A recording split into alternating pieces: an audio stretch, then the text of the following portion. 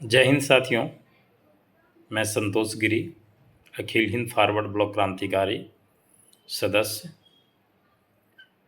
साथियों,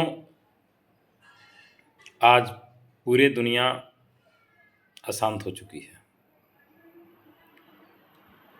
और इसे शांति में लाने के लिए आपको मार्क्सवाद सिद्धांत को आत्मसात करना पड़ेगा। मार्क्स ने जो दर्शन दिए हैं,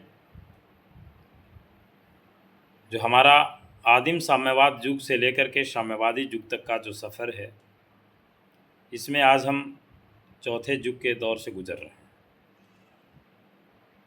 मार्क्स ने युग को 6 खंडों में विभक्त किया है।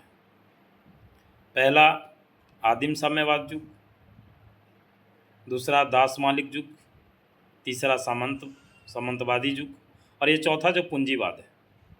आज भारत में पूंजीवाद भी अपने चरम सीमा पर पहुंच चुका है और जब पूंजीवाद चरम सीमा पर पहुंचता है तो वह अधिनायकवाद का रूप लेता है।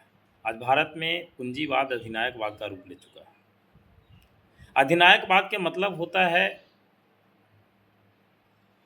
जो सत्ता में होते हैं, जिस संगठन के हाथों में सत्ता होती है, उस संगठन के द्वारा विधायिका, कार्यपालिका, न्यायपालिका और पत्रकारिता, ये चारों उनके अपने अधीन हो जाते हैं। इसको अधिनायकवाद कहते हैं। आज भारत में अधिनायकवाद लागू हो चुका है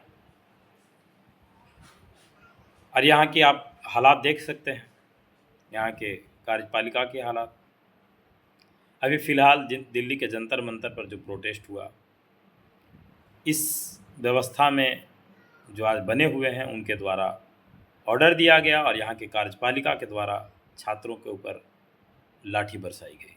इसका मतलब है कि जो हमारे यहाँ की कार्यपालिका है वो सिविलियन को सिविलियन समझ नहीं रहे, हमारे देश के नागरिक को नागरिक समझ नहीं रहे। ये तो वही बात हुई ना, जो अंग्रेज़ों के द्वारा हमें जो सज़ा दी जाती थी, जब हम उनके खिलाफ जब उनसे सवाल किया जाता था, अंग्रेज भी इस तरह से दंड देते थे। आज भी इसी तरह की व्यवस्था हो चुकी है और यह व्यवस्था आज अंग्रेज की नहीं, काले अंग्रेज की बात मैं कर रहा हूँ। आज ये काले अंग्रेज अधिनायकवाद का रूप ले चुके हैं। जब यह अधिनायकवाद समाप्त होगा तो समाजवाद आएगा मार्क्स के दर्शन के अनुसार, और फिर समाजवाद के बाद जो आखिरी चरण होगा वो साम्यवाद होगा। साम्यवाद वह एक ऐसा व्यवस्था जिसमें न कोई वर्ग होगा, यानी वर्ग विहीन समाज बनेगा, और न कोई वर्ग संघर्ष होगा।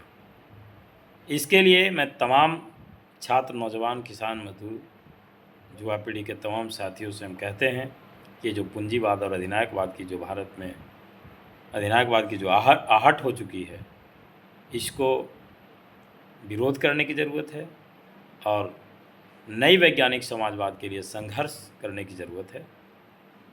तभी भारत समेत पूरे दुनिया में अमन, चैन, शांति आ सकती है। धन्यवाद।